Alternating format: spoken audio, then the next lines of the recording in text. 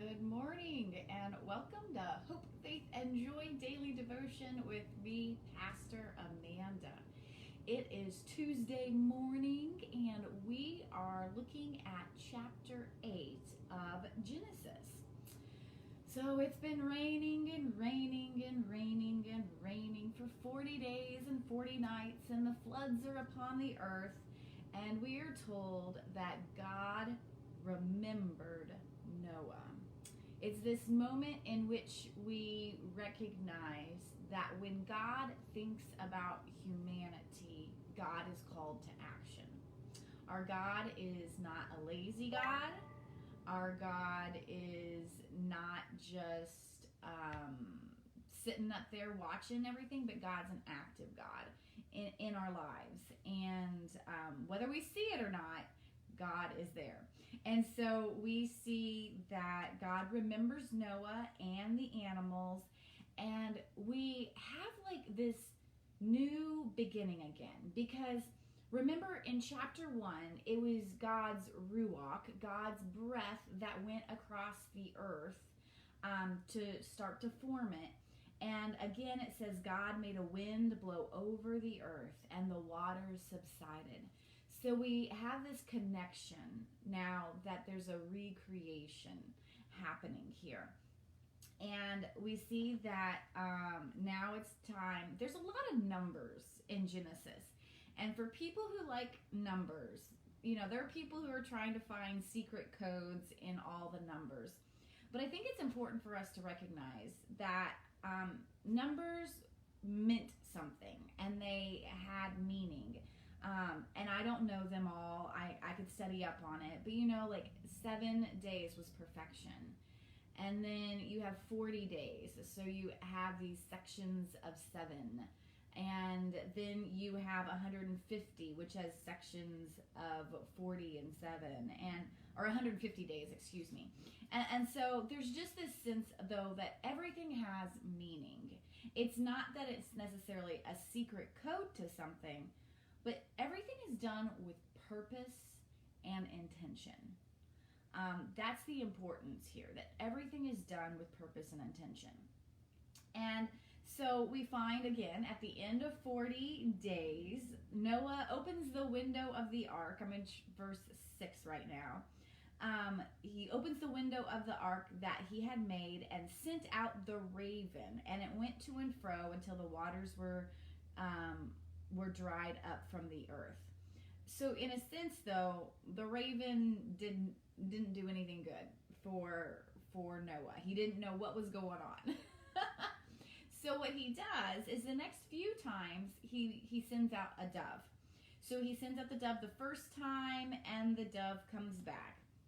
The second time, he sends him out, but this time a olive branch is in his beak. So he knows that, okay, stuff's starting to happen. And then a third time, the dove doesn't come back. So Noah is aware that it's almost time. It's time to get off the ark. And it says that he waited then, of course, another 7 days. So he has this waiting period of 7 days. And then it says that then God again spoke to Noah. And he says, might as well listen to it. Go out of the ark, you and your wife and your sons wives with you. Bring out with you every living thing that is with you of all flesh, birds and animals and every creeping thing that creeps on the earth, so that they may abound on the earth and be fruitful and multiply on the earth. So again, we have this reminder of creation because the animals are asked to multiply.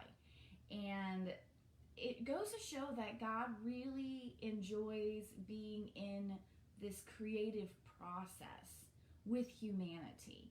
That it's not just God creating, but God wants creation to create and recreate. And we got to think about how we are part of that. We are part of being God's recreation in this world. And how are we doing that? And so what we find then is that Noah, immediately after getting off the ark, he builds an altar. His first, after obeying God by debarking the ark, he immediately builds an altar to offer offerings to God. And I mean, there's several different things we could point out at this point in time. He uses a form of worship that we don't anymore. I mean, yes, he does sacrifice some animals. And yes, it is a pleasing odor to God. And so we could find some things there. Well, we remember at the time this was the appropriate way of making offerings. I think it's important to note that Noah was able to worship right where he was at. He didn't have to go find and build a building and have a church created or a temple or a synagogue or anything like that. He was able to worship right where he was at. And so we can do that. I think that's important for us to do. Like, God wants just our hearts and our obedience. And so that's what does work in this.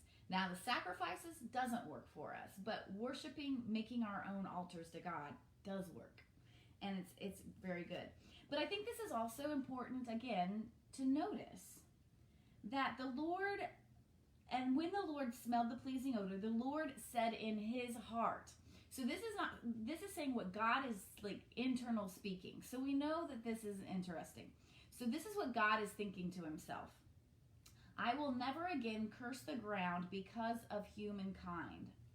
For the inclination of the human heart is evil from youth.